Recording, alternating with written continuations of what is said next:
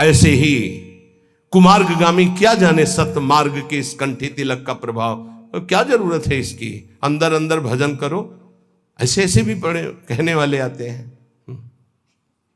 क्या जरूरत है मांग भरने की, क्या जरूरत है सुहाग भरने की। ये वो बातें करते हैं जिनके धर्म नहीं है हृदय में।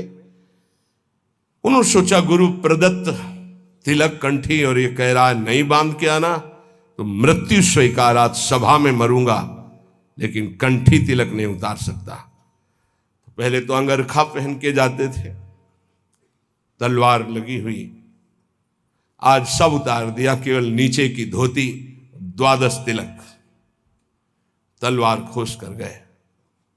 सभा में वैसे तो जाके बंदगी की जाती थी, बिल्कुल बंदगी नहीं की, सीधे खड़े हैं।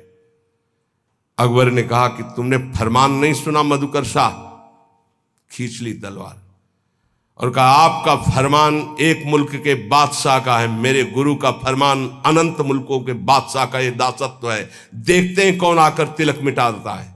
जैसे मानो भगवान नरसिंह का आवेश हो गया हो, सभा थर्रा गई। तत्काल अकबर ने कहा नहीं नहीं, बस मैं ये देखना चाहता था सच्चा तिलकधारी कौन, जय हो तुम्हारी मधुकर शाह। तत्काल बदल गया, जिस समय भगवद आवेश में उनका देखते हैं कौन।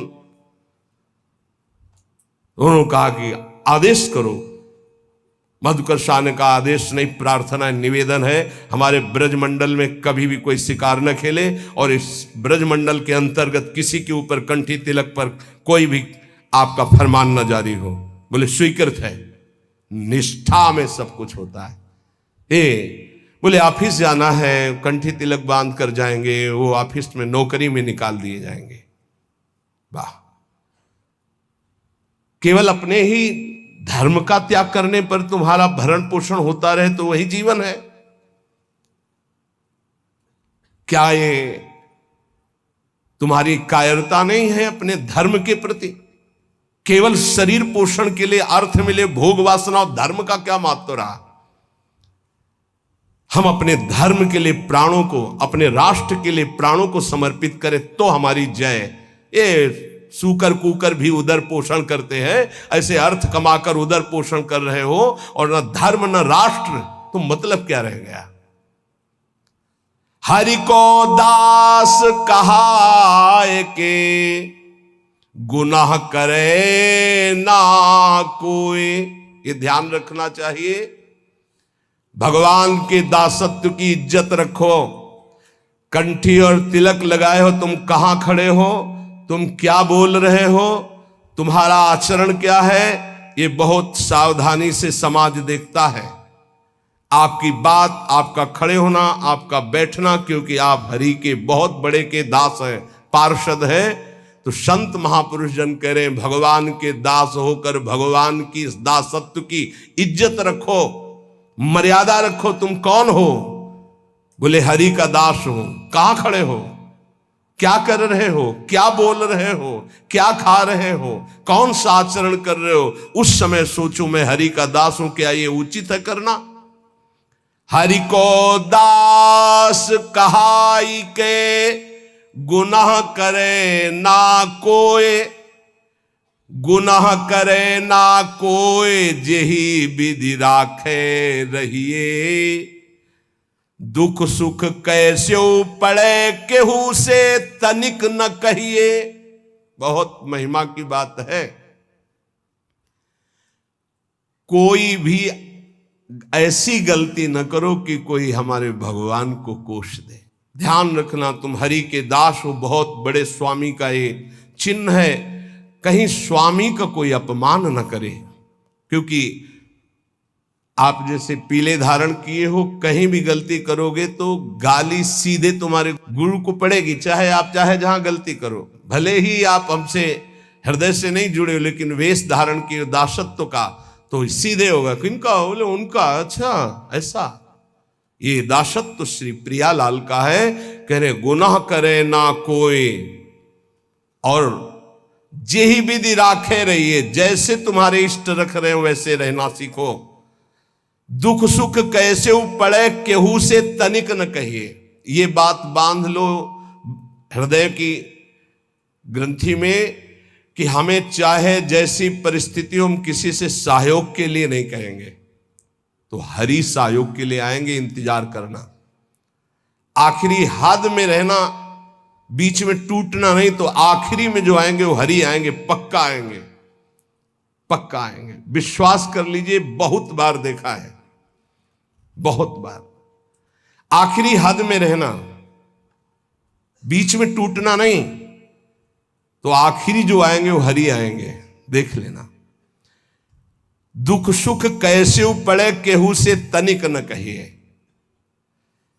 कभी ऐसा जीवन में नहीं कहा गया है कि बीमार हो थोड़ा सहयोग करोगे क्या, कभी जीवन में नहीं। जैसी परिस्थिति, और सेवा में जाने पर कभी आभास नहीं होने दिया कि शरीर कष्ट में है। पूरी यथावत प्रसन्न मुद्रा में सेवा, बाहर निकल गए, फिर लेट गए। कैसी भी परिस्थिति हो सामने जानने न दो, और किसी को अपने हृदय की कमजोरी मत बताओ। खाने को नहीं है, दर्द है, बहुत समस्या है, मेरा हरि जान रहा है और उसने पास किया है ऐसी परिस्थिति, तो उनके द्वारा किया हुआ विधान मेरे लिए परम मंगल विधान है। रहीमन मन की मन व्यथा रखिए मन में गोए, सुन ले हैं लोग सब बांट न ले है कोई।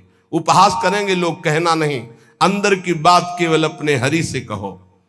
तेरे मन में और करने वाला है, और तू न करे खराब नाहक को निस दिन दौरे। बाको कीजे याद जाहि की मारी टूटे, आधी को तू जाए घरे में सब में फूटे। पलटू गुनाह किए से भजन माहि भंग होए, हरि को दास कहाए के गुनाह करे ना कोई। तेरे मन में और करने वाला है, और तू ना करे खराब नाहक को निस दिन दौरे। ए भाई, तू हरि का दास है, तेरी सारी जिम्मेवारी हरि की है। तू नाहक में अपने आप चिंता लेकर परेशान हो रहा है। पक्की बात, पक्की बात।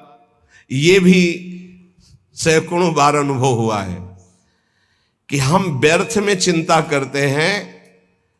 जिस विषय की हम चिंता करते हैं वो बहुत अच्छी तरीके से पहले से व्यवस्थित कर दिया गया है। जब पर्दा हटा तब पता चला, अरे ऐसा।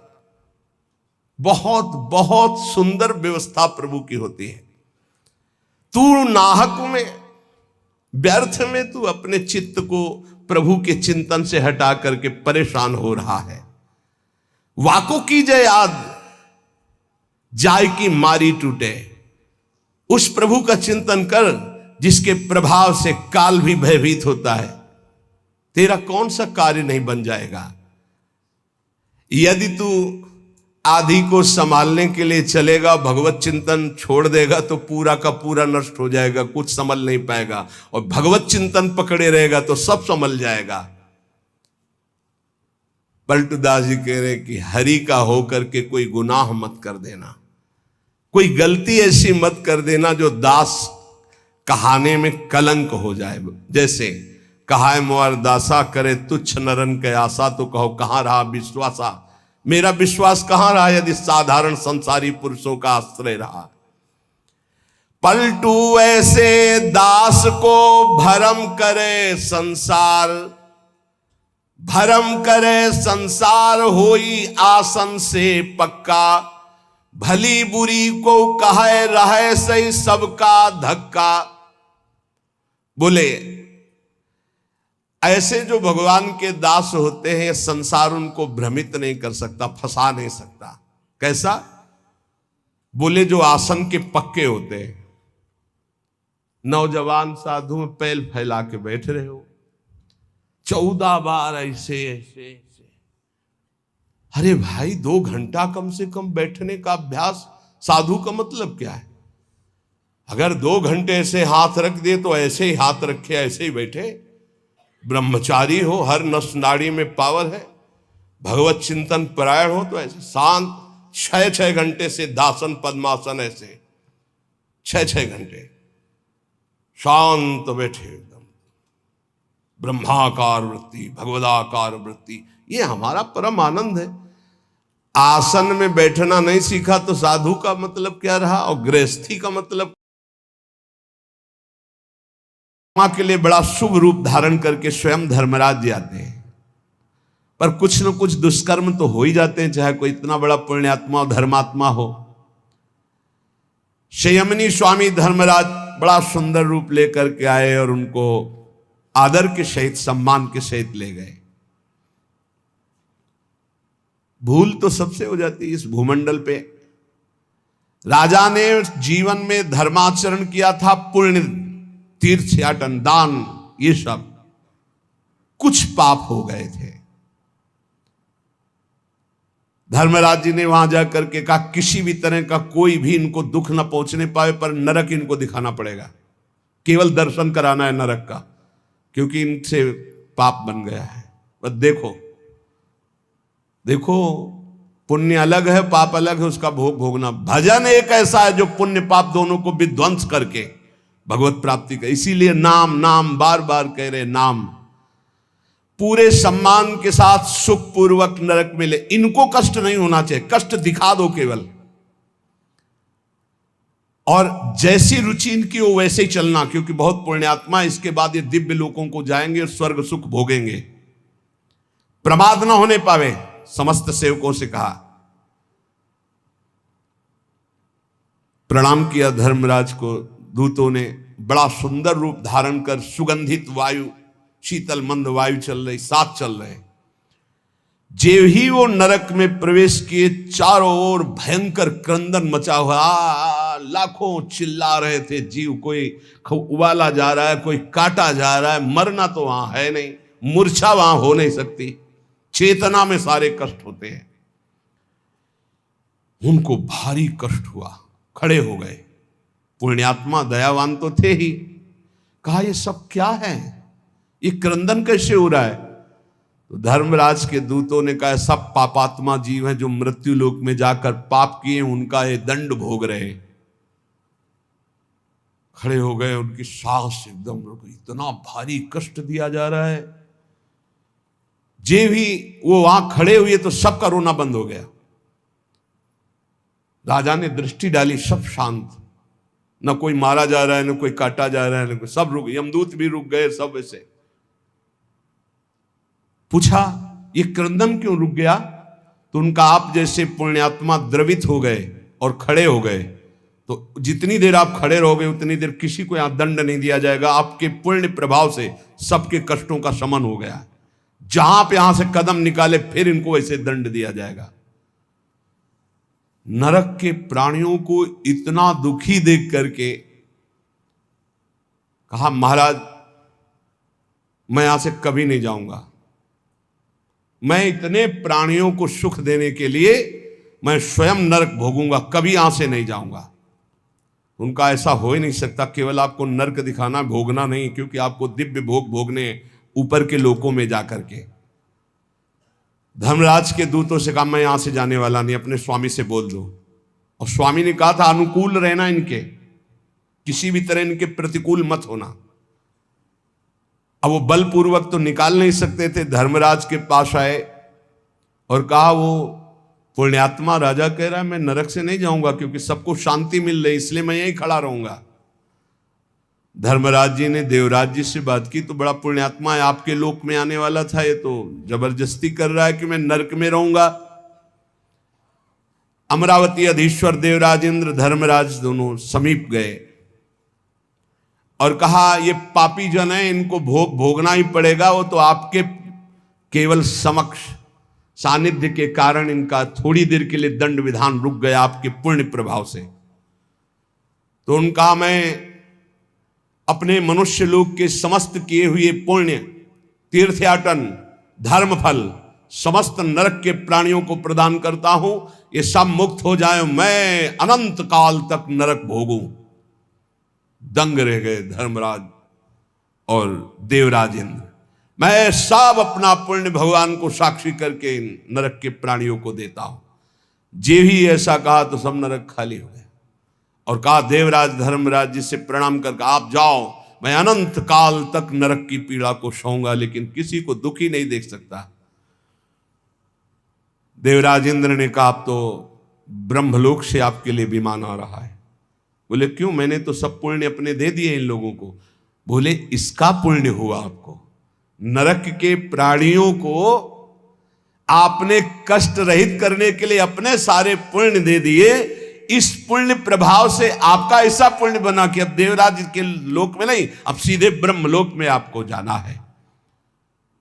तो यहां भाव ये कि आप ब्रह्म स्तंभ पर्यंतम सर्वम मायामयम जगत, चाहे तीर्थयाटन कर लो, चाहे जितना धर्मानुष्ठान कर लो, चाहे जितना पुण्य कर लो, ऊंचे ऊंचे लोकों तक जा सकते हो, लेकिन भगवान की प्राप्ति नहीं होती। भगवान की प्राप्ति होती है नाम जप से और सब में मेरा प्रभु विराजमान है, ऐसी भावना से।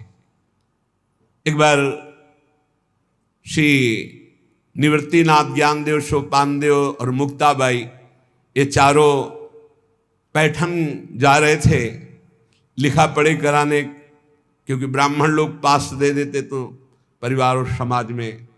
वो एक सन्यासी के पुत्र, चारों महान ज्ञानी महात्मा थे। वहां के एक ब्राह्मण उपहास करने लगे, ज्ञानदेव। तो ज्ञानदेव जी ने देखा, बोले तुम्हें नहीं, हम अपने भैंस का नाम ज्ञानदेव रखे हैं। उनका कोई फर्क नहीं पड़ता, जो यहां ज्ञानदेव है वही भैंस में भी ज्ञानदेव है। बोले अच्छा इतने बड़े ज्ञानी बनते हो तो सांटा उठा, 20 सांटे मारे भैंस के। ज्ञानदेव जी ने वस्त्र उतार के दिखाया कि 20 सांटे गिन लो, यहां पड़ेंगे। तदात्म भाव, सब में मेरा प्रभु विराज, सब में मेरी आत्मा विराजमान है। और चारों ऐसे महासिद्ध थे, निवृत्तिनाथ जी, ज्ञानदेव जी, सोपान देव जी, मुक्ता। ये भजन और ये पुण्य धर्म, ये सब एक तरफ है। जीवन का परम लाभ भजन है। इससे से उत्तम ज्ञान, उत्तम से उत्तम वैराग्य, उत्तम से उत्तम स्थितियां अध्यात्म की प्राप्त होती है। इसलिए इधर उधर भटकना मत। दान, पुण्य, तीर्थयाटन, धर्म समुदाय, इन सब का परम फल है कि हमें उत्तम सत्संग मिल जाए। सत्संग का फल है कि प्रभु की स्मृति में हम डूब जाएं। इससे बढ़कर कोई परम लाभ नहीं। अगर हमारे अंदर भगवान के नाम की प्रीति नहीं आई, हमारे अंदर अपने स्वरूप का ज्ञान नहीं हुआ, तो जीवन का कोई फल नहीं मिला। आप समझ लो, चाहे जहां चले जाओ, ब्रह्मलोक भी चले जाओगे तो भी लौट कर आना पड़ेगा। यहां कहीं भी चले जाओ लौट कर, आ ब्रह्म स्तंभ पर्यंतम सर्वम मायामयम जगत, आ ब्रह्म भूनान लोकान पुनरावर्तिनो, अर्जुन श्री भगवान के वचन हैं। इसलिए अन्य साधनों की तरफ दृष्टि न रखते हुए भगवान के चिंतन में, भगवान के नाम में, जिससे शुद्ध ज्ञान की प्राप्ति होती है। भगवान श्री कृष्णचंद्र जी जगत गुरु गीता में कह रहे, न ही ज्ञानेन सदृशम पवित्रम ही विद्यते तत्स्वयं योग संसिद्धा काले नात्मनि विंदति। हे अर्जुन, बहुत ध्यान से सुनना। इस मनुष्य लोक में ज्ञान के समान पवित्र करने वाला निसंदेह दूसरा कोई उपाय नहीं। जिसको योग भली भांति ये सिद्ध हो जाता है, वो तत्व ज्ञान को प्राप्त हो जाता है। वो अपने आप से अपने आप को पा लेता है, अपने आप से अपने आप को जान लेता है। ये करण से नहीं जाना जाता, अंतःकरण से नहीं जाना जाता। वो अंतःकरण का प्रकाशक है। अंतःकरण का बाध करके तब जो बचता है वो मैं से मैं को जानता है। ये जरूरी है, चाहे जिस मार्ग का पथिक हो। ये ज्ञान जरूरी नहीं, भोगों की लिप्तता नहीं मिटा पाता है। थोड़ा साधन भी होता रहता है और असाधन भी होता रहता है, उसी में वो राजी रहता है। बढ़िया दिन कट रहा है, बढ़िया मनोरंजन से जीवन कट रहा है, वो बढ़िया नहीं। ये ज्ञान जरूरी है। इस शरीर का राग मिटाना जरूरी है। अपने को जरूरी जानना है। अगर अपने को जान गए तो चाहे सहचरी रूप में जाओ, चाहे सखा रूप में जाओ, चाहे गोपी रूप में, चाहे ब्रह्म स्वरूप में, पर है सबका फल यही जानना कि सबके अंदर जो विराजमान वो यहां विराजमान, जो यहां विराजमान वही सबके अंदर विराजमान है। न ही ज्ञान सदृशम पवित्र में विद्यते। अब सारे तीर्थों में परम पवित्रता है, स्नान किया और फिर वही अमंगल कार्य, वही फिर गंदी बातें, गंदे कार्य। तो हाथी स्नान हुआ, स्नान किया, धूल भरा, फिर ऊपर डाल लिया, किस काम का? क्योंकि अज्ञान है।